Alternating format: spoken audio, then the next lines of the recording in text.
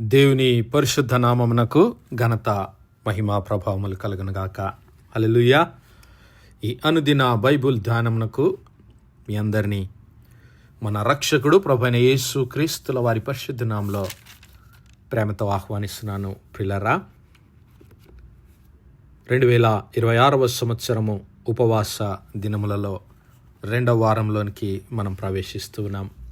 మరి ఈ 2వ వారంలో దేవునితో మన సహవాసాన్ని తిరిగి చిగురింపు చేయటానికి కావలసినటువంటి 7 మెట్లను గురించి మనము ధ్యానించుకుంటున్నాం.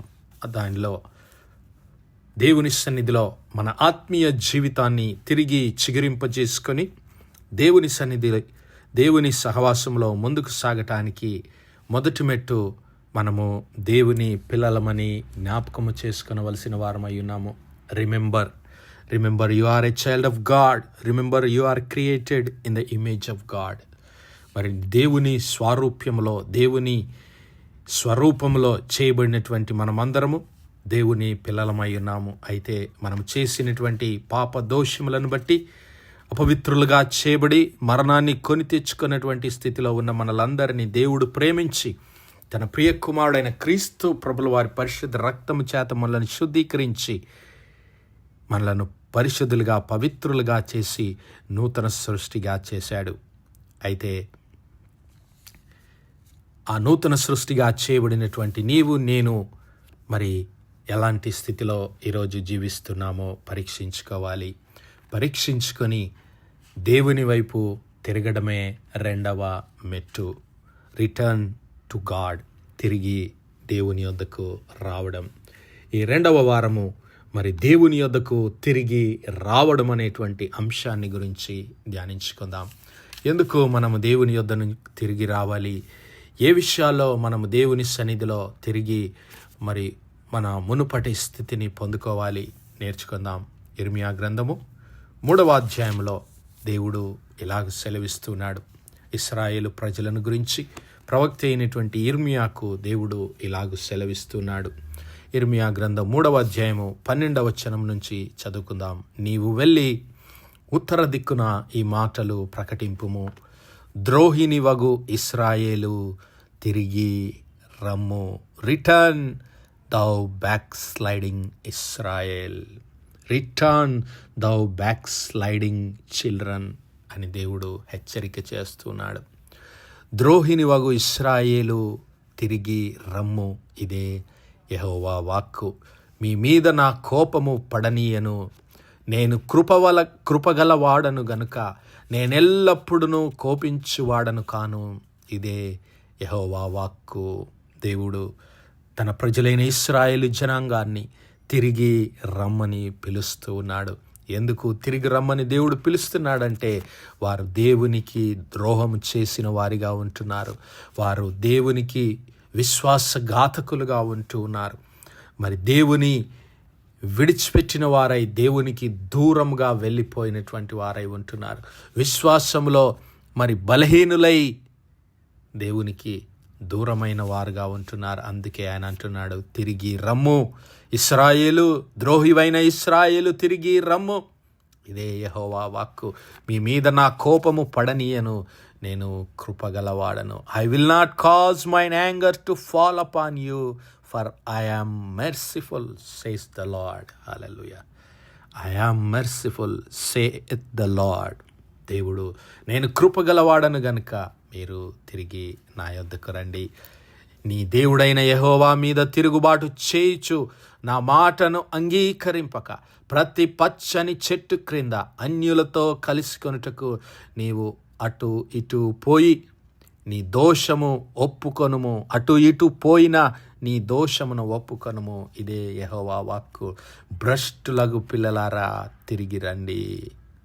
Turn O backsliding children, saith the Lord, for I am married unto you, and I will take you one of a city and two of a family, and I will bring you to Zion. భ్రష్టులగు పిల్లలారా తిరిగి రండి, నేను మీ యజమానుడను. నేను మీ యజమానుడను. ఇదే యెహోవా వాక్కు. ఒకానొక పట్టణములో నుండి ఒక్కనిగాను, ఒకానొక కుటుంబంలో నుండి ఇద్దరినిగాను మిమ్మును తీసుకొని సియోనుకు రప్పించెదను. నాకిష్టమైన కాపరులను మీకు నియమింతును. వారు జ్ఞానముతోనూ వివేకముతోనూ మిమ్ములనేలుదురు. మీరు ఆ దేశంలో అభివృద్ధి పొంది విస్తరించి ఆ దినములలో జనులు యెహోవా నిబంధన మందసమని ఇక చెప్పరు. అది వారి మనస్సులోనికి రాదు. దానిని జ్ఞాపకము చేసి కనరు. అది పోయినందుకు చింతపడరు. ఇక మీదట దాన్ని చేయరాదు. ఇదే యెహోవా వాక్కు. ఆ కాలమున యెహోవా యొక్క సింహాసనమని యెరూషలేమునకు పేరు పెట్టెదరు. జనములన్నీ తమ దుష్ట మనస్సులో పుట్టు మూర్ఖత్వపు చొప్పున నడుచుకొనక యెహోవా నామమును బట్టి యెరూషలేమునకు గుంపులుగా కూడి వచ్చెదరు. దేవుని నామానికి మహిమ కలుగును గాక. ప్రియులారా, మరి అంతకు ముందైతే ఆ యెరూషలేములో దేవుని మందస్సము ఉండేది. దేవుని మందస్సమును బట్టి జనులు యెహోవా నిబంధన మందస్సమును బట్టి యెహోవా మందిరమునకు దేవుని జనులు వచ్చేవారు. కానీ దేవుడు అంటున్నాడు, ఇదిగో మీరు ఇప్పుడు ఆయన వైపు తిరిగితే మరి దేవుని సింహాసనం అక్కడ స్థాపించబడుతుంది. యెరూషలేమునకు దేవుని సింహాసనం అని పేరు పెట్టాలని దేవుడు అక్కడ ఆసీనుడై ఉన్నాడని దేవుడుకు మరి పిలుస్తూ ఉన్నాడు. ఎందుకంటే ఇదిగో మీరు మీ హృదయాలు మార్చుకొని దేవుని వైపు తిరిగితే, మీ విశ్వాసాన్ని సరిచేసుకుంటే, మీ హృదయాలను సరిచేసుకుంటే, మీరు తిరిగి దేవుని వైపు వస్తే ఆయన సన్నిధిని మీకు అనుగ్రహిస్తానంటున్నాడు. చూడండి ప్రియులారా, మరి ఇశ్రాయేలు ప్రజలు చేసినటువంటి దోషమేమిటో తెలుసా? ఇర్మియా గ్రంథము 2వ అధ్యాయము 11 నుంచి గమనిద్దాం. ఇర్మియా గ్రంథము 2వ అధ్యాయము 11వ వచనం నుంచి, ఇదిగో మీలో జరిగిన ప్రకారం ఎక్కడైనా జరిగినదా? దైవత్వము లేని తమ దేవతలను ఏ జనమైనను ఎప్పుడైనను మార్చుకొనెనా? అయినను నా ప్రజలు ప్రయోజనము లేని దానికై తమ మహిమను మార్చుకొనిరి. దేవుడు వారి మీద ఒక దోషాన్ని మోపుతూ ఉన్నాడు. ఏమిటి వారు చేసిన తప్పు అంటే, ఇదిగో ప్రయోజనము లేని వాటి కొరకు వారి జీవితాలను మరి వ్యర్థం చేస్తూ ఉన్నారు. ప్రయోజనము లేని వాటి కొరకు, అశాశ్వతమైన వాటి కొరకు తమ జీవితాలను మరి వ్యర్థం చేసుకుంటున్నారు. ఆకాశమా, దీన్ని బట్టి విస్మయపడము, కంపించుము, బొత్తిగా పాడైపోము. ఇదే యెహోవా వాక్కు. నా జనులు 2 నేరములు చేసి ఉన్నారు. జీవజలముల ఊటనైన నన్ను విడిచి ఉన్నారు. హల్లెలూయా. జీవజలముల ఊట అయినటువంటి దేవుని, ఆ యెహోవా దేవుని వారు విసర్జించి ఉన్నారు. తమ కొరకు తొట్లను, అనగా బద్దలై నీళ్లు నిలవని తొట్లను తొలిపించుకొనిచున్నారు. హల్లెలూయా. మొట్టమొదటిగా వారు దేవుని విసర్జించారు. రెండవదిగా ఇదిగో నీళ్లు నిలవనటువంటి తొట్ల మీద వారు ఆధారపడి జీవిస్తూ ఉన్నారు. మరి నా సహోదరుడా, నా సహోదరి, ఆ ఇశ్రాయేలు ప్రజలు జీవజలముల ఊట, మరి తమ జీవనమునకు మూలము, జీవన ఆధారమైనటువంటి తమకు సర్వాన్ని సమకూర్చి మా ఇశ్రాయేలు ప్రజలకు విజయాన్ని అనుగ్రహించి, ఇదిగో పగలు మేఘ స్తంభమై, రాత్రి అగ్ని స్తంభమై, దివారాత్రములు వారిని నడిపించి పాలు తేనెలు ప్రవహించు కానాను దేశంలోనికి నడిపించిన దేవుణ్ణి వారు విసర్జించారు. తమ శత్రువుల చేతిలో నుండి విడిపించి వారి పక్షమున యుద్ధము జరిగించినటువంటి ఆ యెహోవా దేవుని వారు మరచిపోయి, వారు తమ జ్ఞానము చొప్పున తమ కొరకు నీళ్లు నిలువని తొట్లను, అనగా ఈ లోకం రాజులను ఆశ్రయిస్తూ ఉన్నారు. ఈ లోక దేవతలను, తమ జ్ఞానమును వారు ఆశ్రయిస్తూ ఉన్నారు.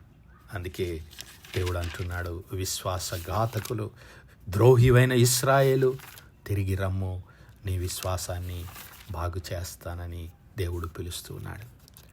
ఇర్మియా గ్రంథము 15వ అధ్యాయం 19వ వచనం నుంచి దేవుడు ఇలాగ సెలవిస్తున్నాడు. కాబట్టి యెహోవా ఇలాగ సెలవిచ్చెను, నీవు నా తట్టు తిరిగిన ఎడల నీవు నా సన్నిధిని నిలుచున్నట్లు నేను నిన్ను తిరిగి రప్పింతును. Therefore, thus saith the Lord, if thou return, then will I bring thee again, and thou shalt stand before me. And if thou take forth the precious from the vial, thou shalt be as my mouth. Let them return unto thee, but return not thou unto them. ప్రవక్త అయినటువంటి ఇర్మియాకు దేవుడు ఆజ్ఞ ఇస్తూ ఉన్నాడు. నీవు వెళ్ళి ఈ ప్రజలతో చెప్పు, వారు నా తట్టు తిరిగిన ఎడల నా సన్నిధిని వారు నిలుచున్నట్లు వారిని నేను తిరిగి రప్పిస్తాను. ఏవి నీచములో ఏవి ఘనములో నీవు గుర్తుపట్టిన ఎడల నీవు నా నోటి వలె ఉందువు. వారు నీ తట్టుకు తిరగవలెను కానీ నీవు వారి తట్టుకు తిరగవద్దని ప్రవక్త అయినటువంటి ఇర్మియాకు దేవుడు ఆజ్ఞ ఇస్తున్నాడు. దేవుని వాక్యాన్ని ఇర్మియాకు అనుగ్రహించాడు. దేవుని యొక్క మాటలు ఇర్మియాకు అనుగ్రహించి, ఇదిగో నా మాటలు నీవు భుజించు, నా మాటలు వారికి బోధించు, ఏవి ఘనమైనయో ఏవి నీచమైనయో వారికి బోధించు. దేవుని మాటలు ఘనమైనవని, ఈ లోక సంబంధమైనటువంటి విషయాలు నీచమైనవని ఈ ప్రజలకు బోధించు. వారు నా తట్టు తిరిగితే తిరిగి వారిని నా సన్నిధిలో నిలబెడతానని దేవుడు మాట ఇస్తున్నాడు. కాబట్టి నా సహోదరుడా, నా సహోదరి, ఈరోజు దేని వెంబడి నీవు వెళుతూ ఉన్నావు? నీ ఆత్మీయ జీవితం ఏ విధంగా ఉంది? మరి దేవుని సన్నిధిలో నీవు నిలబడ్డావా? దేవుని పరిశుద్ధాత్మను పొందుకున్నావా? జీవ జలముల ఊటైనటువంటి క్రీస్తు ప్రభుల వారిని కలిగి ఉన్నావా? ఆ జీవాహారమైన క్రీస్తు ప్రభుల వారిని నీ హృదయంలో చేర్చుకున్నావా? లేదంటే మరి నీవు కూడా ఆ ఇశ్రాయేలు ప్రజల వలె దేవుని విసర్జించి, నీళ్లు నిలవని తొట్లు ఈ లోకంలో ఏదైనా నీ జ్ఞానము, నీ డబ్బు, నీ ఆస్తి, నీ అంతస్తు, నీ ఉద్యోగము, నీ వ్యాపారము, నీ కుటుంబము, మరి వాటిపైన నీవు ఆశ పెట్టుకొని జీవిస్తున్నావేమో. దేవుడు నిన్ను పిలుస్తున్నాడు, తిరిగి రమ్మని పిలుస్తున్నాడు. క్రీస్తు ప్రభుల వారు నిన్ను పిలుస్తూ ఉన్నాడు. ఇదిగో ఆ పండుగలలో మహాదినమైన అంత్య దినమున యేసు నిలిచి, ఎవడైనను దప్పికొన్న ఎడల నా యొద్దకు వచ్చి దప్పి తీర్చుకొనవలెను. నా యందు విశ్వాసముంచి వాడెవడో లేఖనము చెప్పినట్టు వాని కడుపులో నుండి జీవ జల నదులు పారును అని బిగ్గరగా చెప్పాను. హల్లెలూయా. మరి జీవజలంలో ఊట అయినటువంటి క్రీస్తు ప్రభుల వారు ఈరోజు నిన్ను పిలుస్తూ ఉన్నాడు. అలనాడు ఆ పండుగ యెరూషలేము, ఆ పర్ణశాలల పండుగలో నిలబడినటువంటి క్రీస్తు ప్రభుల వారు వారందరికీ ఆహ్వానాన్ని ఇచ్చాడు. అంతేకాదు, మరి ఆ యొక్క సమరయ స్త్రీతో ఆయన అన్నాడు, దేవుని వరము జీవ జలముల ఊట అయినటువంటి క్రీస్తు ప్రభుల వారిని నేనెవరో నీవు ఎరిగి ఉంటే జీవజలముల ఊటలు నీవు నన్ను అడిగేదానివని యేసయ్య ఆ సమరయ స్త్రీతో అంటున్నాడు. మరి ఈరోజే మనము ఆ జీవజలముల ఊట, దేవుని జీవాహారము, దేవుని వరమైనటువంటి క్రీస్తు ప్రభుల వారి వైపు తిరుగుదాం. ఆయనను మన హృదయంలో చేర్చుకుందాం. ఆయన వైపు తిరిగి ఆయన సన్నిధిలో నిలబడదాం. అట్టి కృప, అట్టి ధన్యత దేవుడు మనందరి జీవితాల్లో దయచేయనుగాక. ఆమేన్, ఆమేన్, ఆమేన్. ప్రార్థించుకుందాం. హల్లెలూయా, హల్లెలూయా, హల్లెలూయా, హల్లెలూయా. స్తోత్రము, స్తోత్రము, స్తోత్రము, స్తోత్రము, స్తోత్రములు తండ్రి. అత్యంత కృపాభరితుడువు, అత్యున్నత సింహాసనంపై ఆసీనుడవైన మా ప్రియ పరలోకపు తండ్రి, జీవము కలిగిన మా దేవ, సైన్యములకు అధిపతి వగు మా యెహోవా తండ్రి, కృపా కనికరములు గల మా ప్రభువా, సూర్యోదయం మొదలుకొని ఇంత మట్టుకు మా తండ్రి మీ చల్లని రెక్కల నీడను భద్రపరిచి, అయ్యా మరొకసారి మీ ప్రియ కుమారుడు మా ప్రభువైన యేసు క్రీస్తుల వారి పరిశుద్ధ నామములో దేవా మీ కృపా సన్నిధానంలో ప్రార్థించడానికి సజీవ లెక్కలో మమ్మల్ని లెక్కించిన మీ ప్రేమకు వందనాలు, కృతజ్ఞతాస్తుతులు, స్తోత్రాలు, స్తోత్రాలు, స్తోత్రాలు తండ్రి. దీనిమెల్లా మీ యొక్క పరిశుద్ధాత్మ సహాయము, ఆదరణ, సహవాసాన్ని మాకు అనుగ్రహించిన దేవా మీకే స్తుతులు, స్తోత్రాలు తండ్రి. అవునయ్యా, ఇదిగో మా ఆత్మీయ జీవితాలను మీ సన్నిధానంలో తిరిగి ప్రభువా పునరుజ్జీవింపజేసుకోవడానికి, మా విశ్వాస జీవితాన్ని అయా తిరిగి మీ సన్నిధానంలో బలపరుచుకోవడానికి, మీ ప్రియ కుమారుడైన క్రీస్తు ప్రభుల వారు అనుగ్రహించేటటువంటి జీవ జలముల ఊటను పొందుకొని అయా మీ యొక్క జీవాహారమైన క్రీస్తు ప్రభుల వారు అనుగ్రహించే ఆ యొక్క మీ వాక్యమును భుజించి మీ యొక్క పరిశుద్ధాత్మ చేత నింపబడి మీ సన్నిధిలో నిత్యము నిలిచివారంగా మమ్మల్ని దీవించి ఆశీర్వదించమని సమస్త మహిమ ఘనత ప్రభావాలు మీ నామానికే చెల్లిస్తూ మా ప్రభును మీ ప్రియకుమారుడు మా రక్షకుడైన యేసు క్రీస్తుల వారి పరిశుద్ధ నామమున ప్రార్థించి వేడుకుంటున్నాం మా పరలోకపు తండ్రి. Amen, amen, amen. God bless you all. Praise the Lord. Shalom.